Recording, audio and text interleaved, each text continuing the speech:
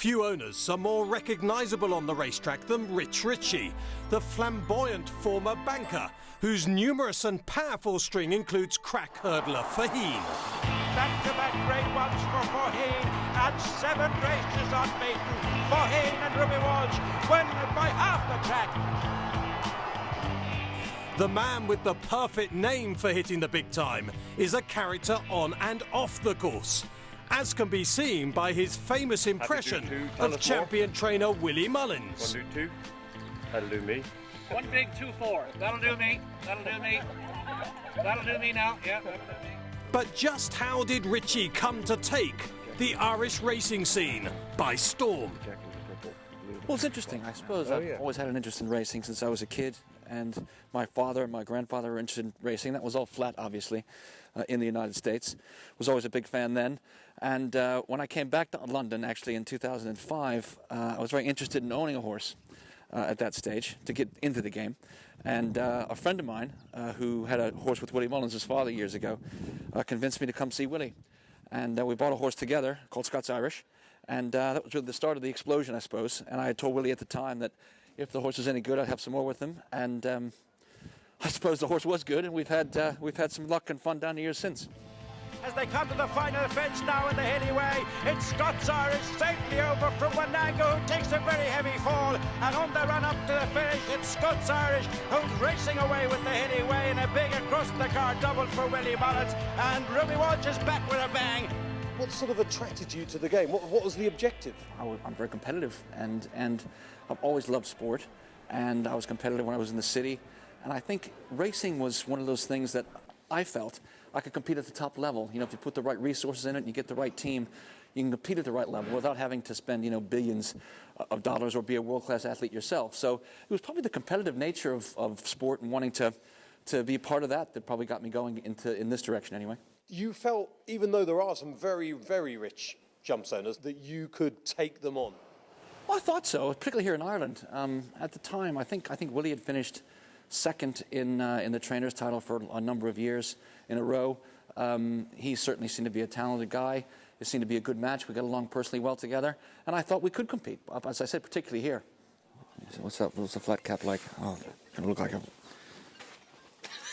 No, it's not good. Okay. That's different. It is different. Is it bad? It Hold looks on. like you've got a flying sword on. Good.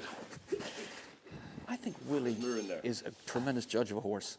And when you hear Willie describe why we might pick that one or why we might pick this one, I think that's his real strength. He's a great trainer. Don't get me wrong. Everybody can see that. But there's other great trainers. I think Willie's difference is he's a great judge of a horse. And he can sure pick some good ones, that's for sure.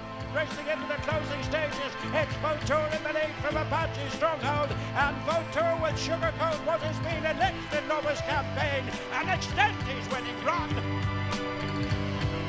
And racing up towards the finish, it's the outstanding Annie Barr, and she will see her season out with a cakewalk win here in the Mayor's Champion Hurdle for the champions also Ruby Walsh and Willie Mullins.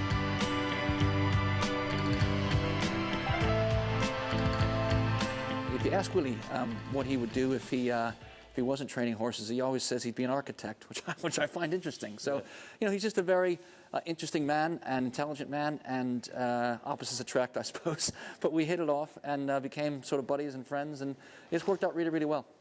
If the prize money was better in the UK, would you have looked to the UK?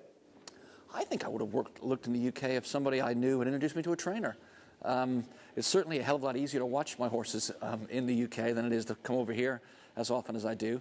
I think it was really just happenstance and luck, really, rather than by design. Once I got involved over here and understood the game here and how it works, it has had the advantage of having better prize money, but of course England's trying to correct that now. And I'm not saying I won't have horses in England. I've got one with Nicky Henderson and Michael Buckley, and we run our horses there all the time, and it's a great program there, and hopefully, there'll be more to come on that side of the ocean as well. So a quick wander down here, because this will be the horse that Rich will try and beat in the Champion Hurdle, because this is Hurricane Fly.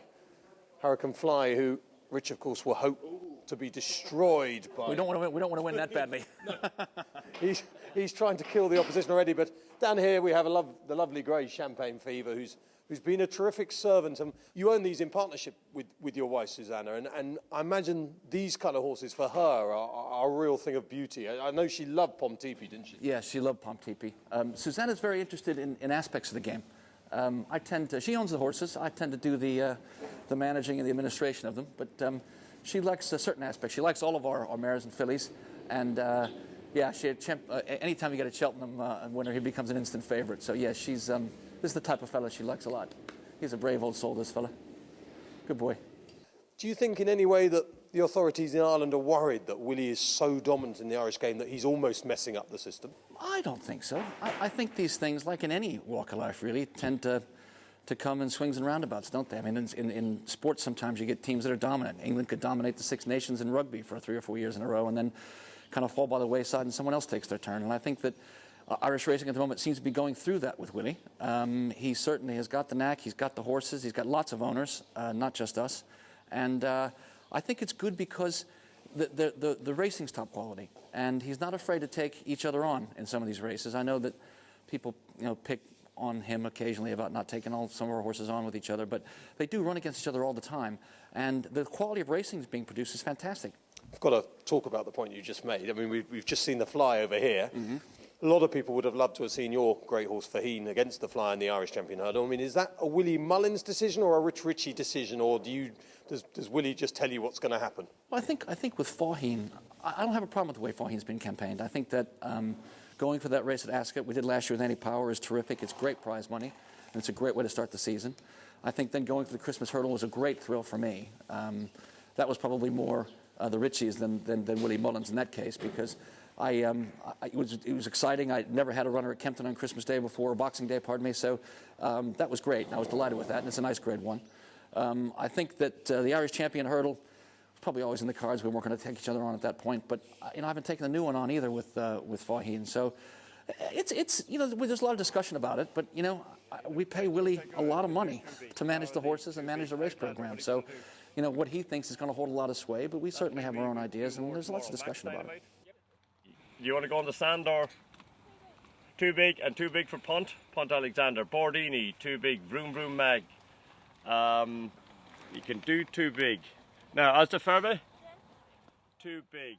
And Annie Power, just going back to this time last year. Are you ever going to let this go? No. Would you like to have seen her in the Champion Hurdle? As I say, I think probably the right race for her last year, and I've said this publicly, was the Aintree Hurdle. And I didn't want to run an Aintree, I wanted to run at Cheltenham. So the race for her at Cheltenham seemed to be, from Ruby's perspective and Willie's perspective, the World Hurdle, not the Champion Hurdle. Ruby thought that, they went too fast for her in the Champion Hurdle. We ran in the World Hurdle. She ran a great race. If more of that hadn't beat us, we wouldn't be having this conversation, because everyone said, gosh, wasn't that clever? They got both their horses to win. Hopefully she can come back as well as she was. She seems to be in good form. And show what she's made of this year at Cheltenham, hopefully with a winner this time. And as far as Rich Ricci is concerned with this game in the future, in 5-10 years' time, what level would you have in the game, would you think? I feel comfortable where we are. I think we've got, somewhere between 50 and 60, and that feels about right to me, because given that they are such delicate things and, they're all not always on the go at all time, you probably want a good core group of 35 or 40 that are on the go. That number feels about right to me. Final question, Rich. The get-up. I mean, this has become famous now. The Rich Ricci gear, you could have your own fashion line if you wanted. Was that a deliberate act? I mean, there's a business Rich and a racing Rich, is that fair? Even when I was in business, I wasn't particularly comfortable talking about me. And in racing, I wanted to come and just be away and be not really seen, but to have a completely sort of different persona from the rest of the city.